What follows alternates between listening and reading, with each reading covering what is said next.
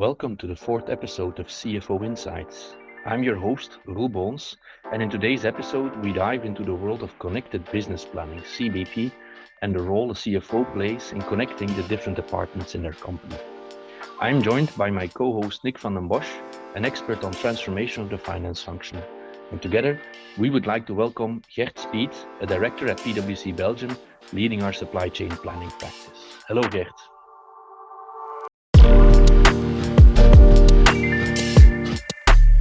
Hey, Ro.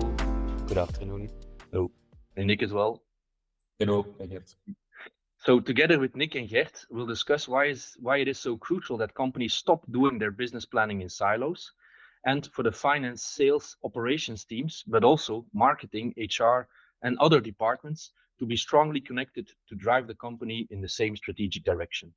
But first things first, Nick, could you perhaps elaborate a bit more on what we mean with connected business planning? Certainly, Roel. Sorry. There's actually many different names going around that all means somewhat the same thing. So you have connected business planning. I think a somewhat older term is integrated business planning, or IBP. I've also heard the term XP&A instead of financial planning analysis, then with the X being used. But it all means more or less the same thing, and it's taking an integrated approach to planning, budgeting, and forecasting, and really breaking down the silos within your organization. So you want to connect your different departments, finance, operations, sales, marketing, and really align all of their different plans, and also align these plans with the strategy and the overall business objectives of the organization. And by doing that, it enables an organization to make more informed decisions and also respond more quickly to changes and challenges in the business environment.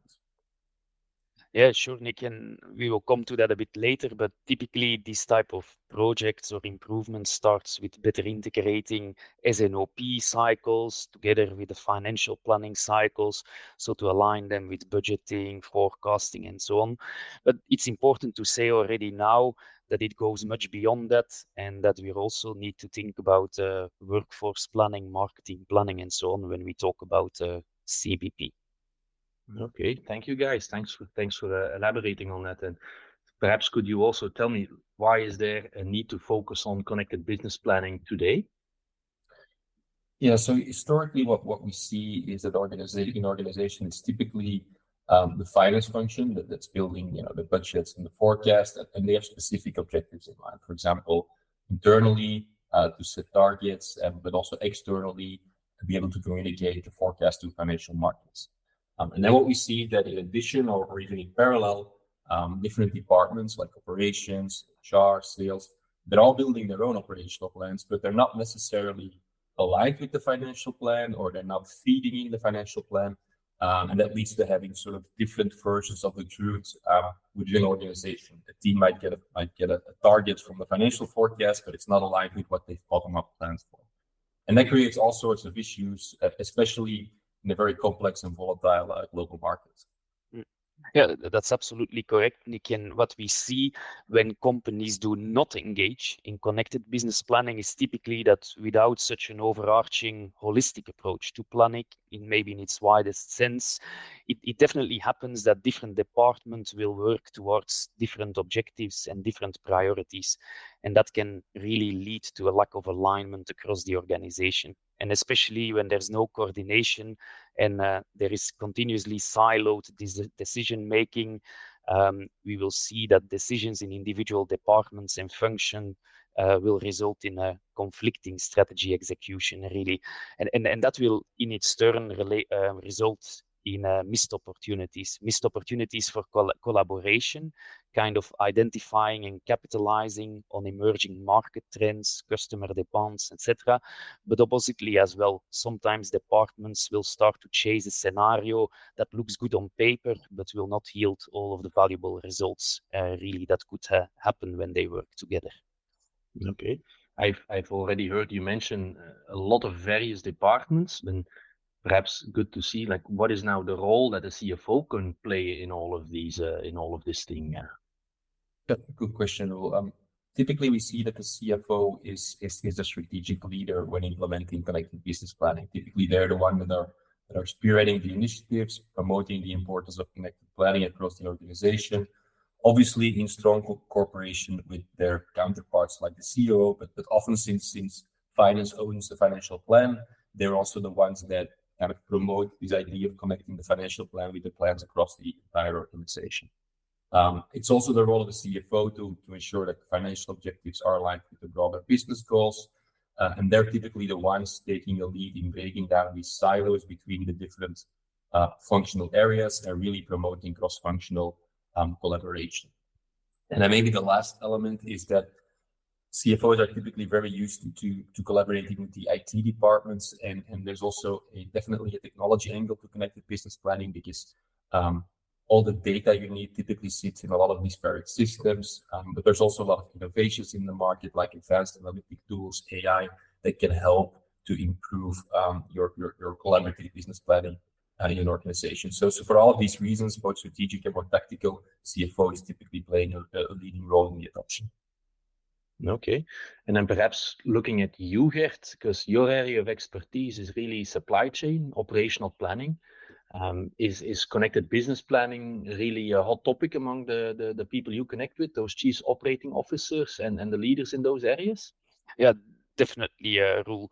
And what you see today really is that COOs are working really hard to install meaningful S&OP governance, and often they are successful in the initial maturity stages. Honestly, it also looks sometimes like COOs are looking for a little extra corporate steering that CBP might bring to the table. Maybe just to be clear for those that are less familiar, S&OP focuses really on aligning sales and operation activities to ensure a balance between supply and demand. And it's all about setting up collaborative planning processes and governances. We said it earlier, to bring together sales, marketing, manufacturing operations, finance teams in many cases. And the goal is to create one integrated plan, as Nick said, with maybe one single source of truth for moving forward. So through that, very operationally, S&OP will aim to optimize inventory levels, production or plant capacities, customer service levels, and all thinking about minimizing costs and risks. Now, the link with connected business planning and S&OP for me lies in their shared goal, which is really breaking down organizational silos, fostering collaboration across all the functions and the like. So I really think you can look at them like complementary approaches. But from my perspective, connected business planning also provides the overarching framework in which the S&OP cycles will operate. Basically, the CBP will bring that broader financial and strategic objective together that can be taken on as part of the S&OP cycle. So when S&OP gets incorporated in that framework of the CBP, COOs will almost find a partner in crime in the CFO, and they will get better visibility, coordination, and synchronization of all that is sales and operations alignment by teaming up with the CFO and really changing from the core how operations performance can contribute to strategy. So, and then I think this way, kind of operational performance measures like delivery performance, customer satisfaction, and so on, they will not stay kind of intangible concepts, but they will be operational concepts that really contribute to the financial and strategic success of the company. Thank you, Gert. Very clear in an explanation. We've all so far touched a lot on theory. Perhaps both of you could give some examples on real life cases that you've done to make this come to life as well. Sure, because I think indeed that's where it gets interesting. And the first one, and building a bit on what Gert said about connecting S&OP and financial planning, is a project we did with a consumer goods company. Every month, as part of the planning cycles, there were conversations between sales, marketing, operations, supply chain on forecasted sales, forecasted production volumes, allocation of the production to clients, what's the impact of new innovations. And that whole conversation was very much volume focused. So they talked about the potential uplift in terms of volume, and we really wanted to change that into a value focused conversation. When I say value, I'm talking about, for example, what's the net revenue for each of my SKUs? What's the gross margin if I take into account my costs? And we noticed that except for finance, the other teams were not really versed in thinking in a value approach. So we actually designed a process, but also a tool to be able to connect the S&OP forecast in volume in real time with these financial measures. And then finance also became part of the conversation. So now instead of just talking about what's the impact of a decision, for example, on the volume by customer or by channel or by product, we now could also say, okay, yes, but product X is bringing us a higher gross margin than product Y, etc. And we get a full connect between the S&OP discussions and then the financial forecasts, which eventually then also flows into what corporate was communicating into the markets.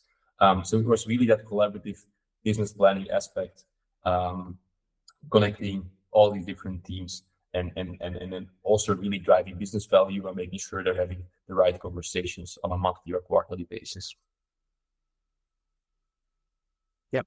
I have another example, Roel, where we are sitting in the automotive industry and we are now elevating integrated planning really across company borders. So in this situation, we have an OEM that have a critical bottleneck component, almost kind of single sourced from one partner. And maybe single sourcing is sometimes risky, but in the stage where the project is at, it's kind of the only solution at the time. So instead of shooting a monthly forecast kind of one way without any conversation on it to the supplier, what we have done is we have set up a process and governance where the demand plan, the supplier S&OP, and also the OEM S&OP cycle really get integrated. And this allows making important decisions like planned overtime, postponement, and so on,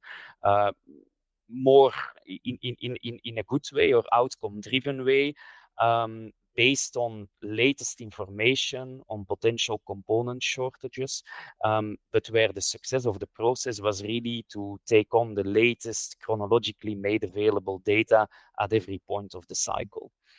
In itself, I think that was a good success, but scenarios and decisions like these can only be taken if a couple of attention points are fulfilled. So obviously, maybe when you start to see in the planning that some of the scenarios will not be feasible, it's not the purpose of such an integrated cycle to accept defeat from the first time, and you really should continue pushing forward for continuous improvement across company walls as well all the time, and also to make this type of setup sustainable.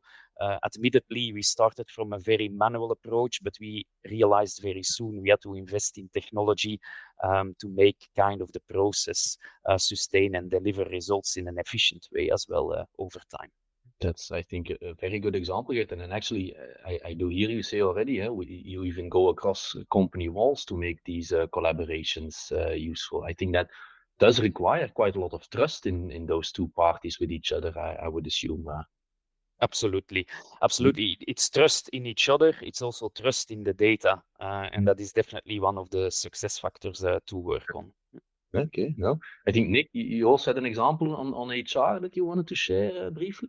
Yeah, maybe quickly, because we talk a lot about S&OP and financial planning, but this can be applied to all departments. And what we've done a few times with clients is integrate the workforce planning that's being done by HR with the financial plan. So meaning HR is maintaining the workforce plan, we're adding resources, we're retiring resources, but also we're changing, for example, things to the social security plans or to the benefits.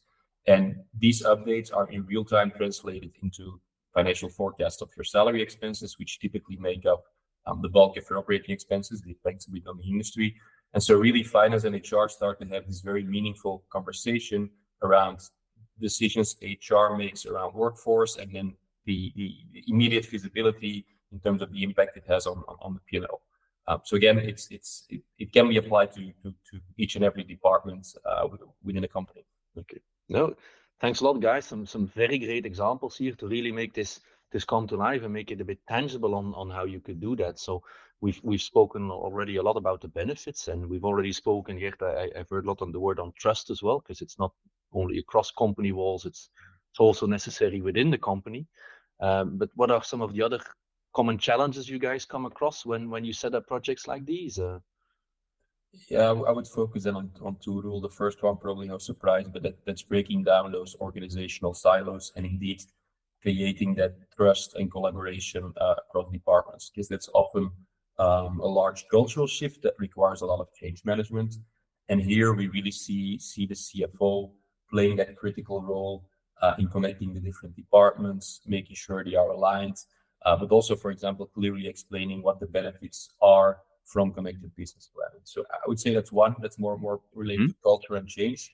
And the second one that's on the other end of the spectrum, it's related to data and technology. Because as Gert already mentioned, having accurate data is going to be key. Also connecting systems from different departments, because typically they're all operating currently in their own systems. And again, it's also linked to the trust element. The moment you can't trust the data, this will break down the collaboration between the teams. They are again operating in silos. So it's really about leveraging new technology as well to make the transformation happen. Yeah, and to what extent could also that the technology help to accelerate the transformation? Yeah, Roel, technology is really vital, right, in accelerating transformation to CBP. I think one of the magic words, of course, is kind of cloud. So cloud planning tools will really make it possible to allow different departments to work concurrently on the same data sets. And we really have tools that people can create scenarios, share scenarios individually without having kind of the endless batch processing of calculation or kind of sequencing their own tasks. So I think that is really good in bringing departments together, and it brings a lot of agility as well in creating plans. Kind of technology will also help in automating routine tasks like uploading or changing forecasts, or kind of a processing of order requisitions, etc. I think we see artificial intelligence, machine learning, more and more applications to improve forecasting, predictive analytics. I think all in all, if you put all these things together and you create like a nice ecosystem of functionalities, these technologies will really empower the CFO, the COO, all their teams to streamline the planning processes, to work on that data accuracy that we all mentioned is so important, and basically improve the decision making from a very holistic, value-driven view. Just one thought on that, because indeed technology can really help, but as always, it's important not to position it as an IT or a technology transformation first and foremost. It's about the process, it's about the governance, it's about the people, and technology can help. But what we've seen before in this transformation, if it's too much positioned as in, if we have this great tool that will solve all issues, it's bound to fail. So look at technology as an enabler. Is what I would advise. Okay, I think that's very good advice, Nick.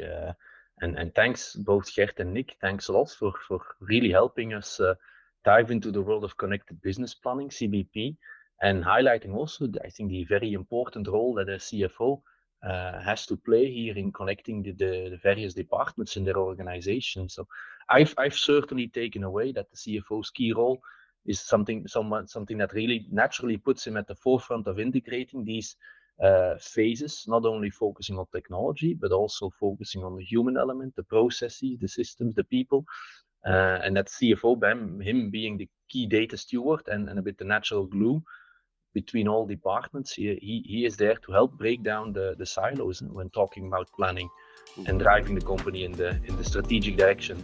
So thanks a lot, gentlemen. Thanks for helping us and putting that theory also into practice with some helpful examples. And also thank you, listeners, for listening, and stay tuned for the next episode. Thank you all. Our pleasure. Thanks a lot, guys.